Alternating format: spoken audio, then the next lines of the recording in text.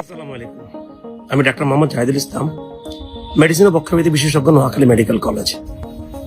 আজকে আপনাদের সামনে হেলথ অ্যাংজাইটি ডিসঅর্ডার অথবা হেলথ ইলনেস ডিসঅর্ডার বা হাইপোকন্ড্রিয়া কিংবা রোগ নিয়ে অতিমাত্রা চিন্তা করা, এই বিষয়টা নিয়ে আলোচনা করব।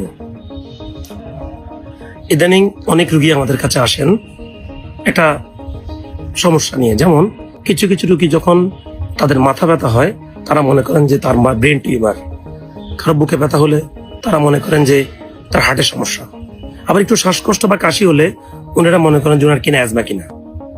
আবার কিছু কিছু রোগী পেটে ব্যথা হলে মনে করে লিভারের সমস্যা বা লিভার ক্যান্সার বা লিভার সিরোসিস।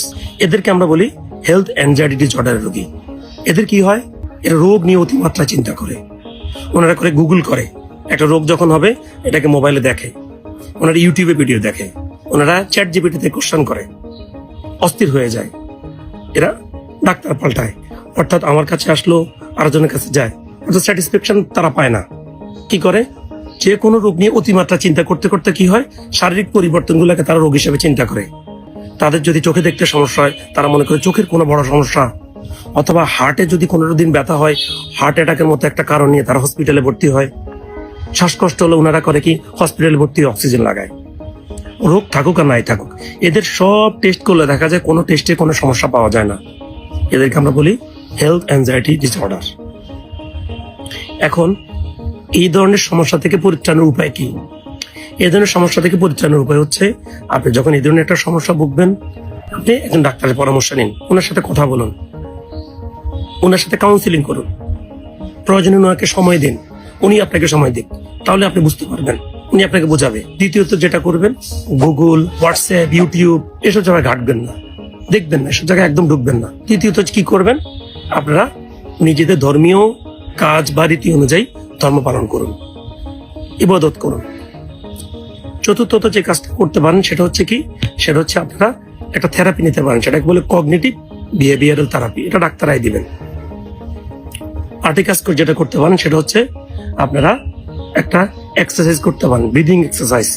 যখন এই ধরনের একটা অ্যাংজাইটি আসবে আপনারা ব্রিদিং এক্সারসাইজ করতে পারেন। ব্রিদিং এক্সারসাইজটা কিভাবে করবেন, নাক আর মুখ ব্যবহার করবেন, অর্থাৎ নাক দিয়ে আপনারা করবেন কি, শ্বাস দিবেন, শ্বাস নিয়ে ধরে রাখবেন। প্রথমে শ্বাস দিবেন 5 বার, তারপরে করবেন কি, নাক দিয়ে শ্বাস নিয়ে ধরে রাখবেন 1 2 3 4 5, তারপরে করবেন কি, মুখ দিয়ে শ্বাস ফেলবেন 5 বার 1 2 3 4 5। এটাকে বলে ব্রিদিং এক্সারসাইজ। এটা আপনি 4 বার করে করতে পারেন। এই এক্সারসাইজ করলে কি হবে, আপনার এই অ্যাংজাইটিটা দূর হয়ে যাবে। আর অবশ্যই যে কোনো একজন ডাক্তারের পরামর্শ নিয়ে অ্যাংজাইটি মেডিকেশন খেতে হবে। তবে যাই হোক, হতাশায় ভুগবেন না। আজকে এই পর্যন্তই। নেক্সট আরেকটা ভিডিও নিয়ে ইনশাআল্লাহ আমি হাজির হবো। আপনাদের কোনো কোশ্চেন থাকলে কমেন্ট বক্সে জানান। আসসালামু আলাইকুম।